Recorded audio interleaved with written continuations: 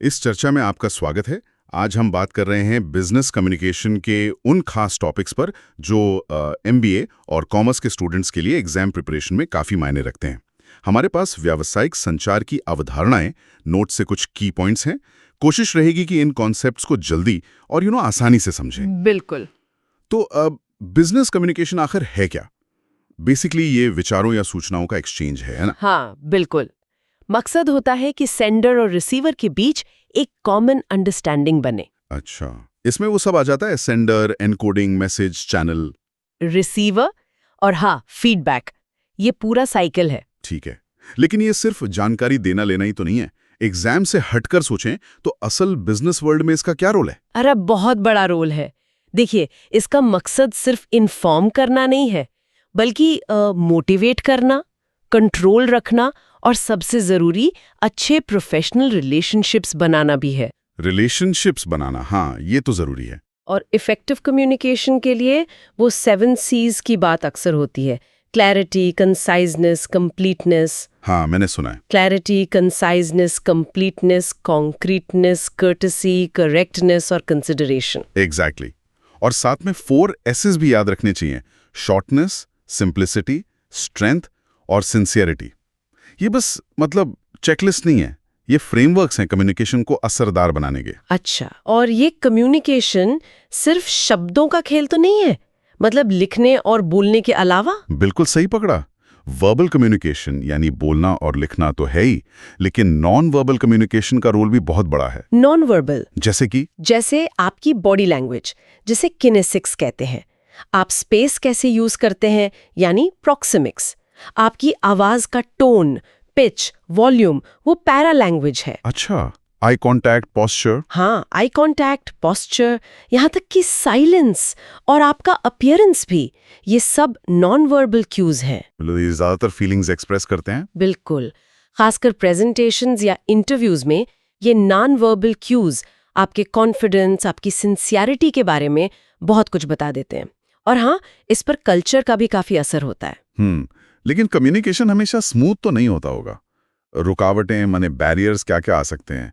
Students को किन चीजों से सावधान रहना चाहिए? हाँ, बैरियर्स तो कई हो सकते हैं, जैसे फिजिकल बैरियर्स। मान लीजिए बहुत शोर है या दूरी है। हाँ, या फिर ऑनलाइन मीटिंग में कनेक्शन प्रॉब्लम। बिल्कुल। फिर लैंग्वेज बैरियर्स हैं, शब्दों का गलत मतलब समझना, जार्गन यूज करना। इमोशनल बैरियर्स भी होते हैं, गुस्सा, डर, ये सब कम्युनिकेशन को ब्लॉक कर सकते हैं। कल्चरल डिफरेंसेस भी तो होंगे। हाँ, कल्चरल और परसेप्चुअल बैरियर्स भी, जब लोग चीजों को सिर्फ अपने नजरिए से देखते हैं। इन बैरियर्स को समझना बहुत जरूरी है ताकि कम्युनिकेशन क्लियर रहे। इन बैरियर्स को समझने के बाद मुझे लगता है सुनने का रोल और भी इम्पोर्टेंट हो जाता है ना? क्रिटिकल रोल है सुनने का। एक्टिव लिसनिंग बहुत जरूरी है। इसमें एम्पैथेटिक लिसनिंग आती है, यानी सामने वाले के पॉइंट ऑफ व्यू को समझना। और क्रिटिकल लिसनिंग? हाँ, क्रिटिकल लिसनिंग इंफॉर्मेशन को इवैल्यूएट करना, उसकी वैलिडिटी जांचना। ये स्किल्स खासकर ग्रुप डिस्कशंस या क्लाइंट मीटिंग्स में बहुत काम आती है। और अगर एग्जाम पॉइंट ऑफ व्यू से देखें तो रिटन कम्युनिकेशन, जैसे मेमोज, ईमेल्स, रिपोर्ट्स, इनकी क्या इंपॉर्टेंस है? रिटन कम्युनिकेशन देखिए फॉर्मल होता है और इसका एक परमानेंट रिकॉर्ड रहता है। इसलिए इसमें क्लैरिटी, कोहेरेंस विचारों का सही फ्लो और कर्टसी, ये सब बहुत जरूरी है। अच्छा, और रिज्यूमे वगैरह? हाँ, एग्जाम के लिए रिज्यूमे का फॉर्मेट समझना इम्पॉर्टेंट है। Contact info, career objective, education, skills, सब एकदम क्लियर और कंसाइज होना चाहिए। रिपोर्ट्स का भी एक स्टैंडर्ड स्ट्रक्चर होता है, जैसे टाइटल, इंट्रोडक्शन। हाँ, टाइटल, इंट्रो, बॉडी, कंक्लूजन और रिकमेंडेशंस। ये स्ट्रक्चर इंफॉर्मेशन को लॉजिकली प्रेजेंट करने में मदद करता है। रिटन कम्युनिकेशन तो ठीक है, पर आजकल जोर प्रेजेंटेशंस और मीटिंग्स पर भी बहुत है। ओरल कम्युनिकेशन स्किल्स को कैसे पॉलिश किया जाए? देखिए, प्रेजेंटेशन का ऑब्जेक्टिव एकदम क्लियर होना चाहिए। क्या आप इन्फॉर्म करना चाहते हैं, परसुएड करना चाहते हैं या मोटिवेट? ऑडियंस कौन है ये समझना और कंटेंट की प्लानिंग करना बहुत जरूरी है। विजुअल एड्स का इस्तेमाल, जैसे पीपीटीज। हाँ, विजुअल एड्स जैसे पीपीटीज का सही इस्तेमाल एंगेजमेंट बढ़ाता है, लेकिन ओवरडू नहीं करना चाहिए। और मीटिंग्स के लिए भी प्रॉपर एटिकेट मायने रखता है।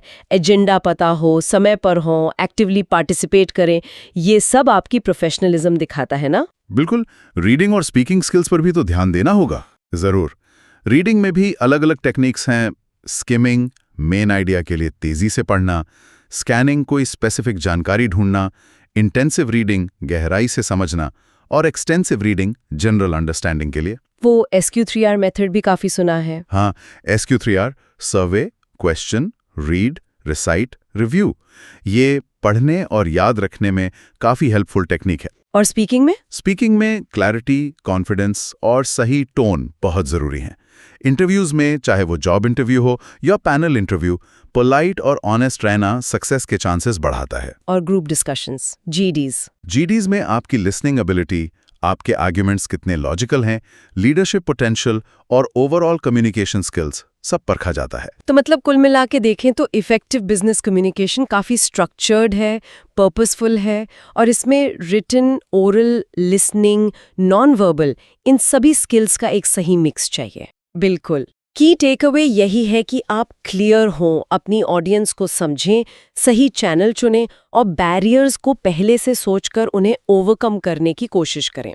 ये स्किल सिर्फ एग्जाम्स पास करने के लिए नहीं है, ये एक सक्सेसफुल करियर की फाउंडेशन है। जाते जाते एक सवाल सबके सोचने के लिए छोड़ जाते हैं।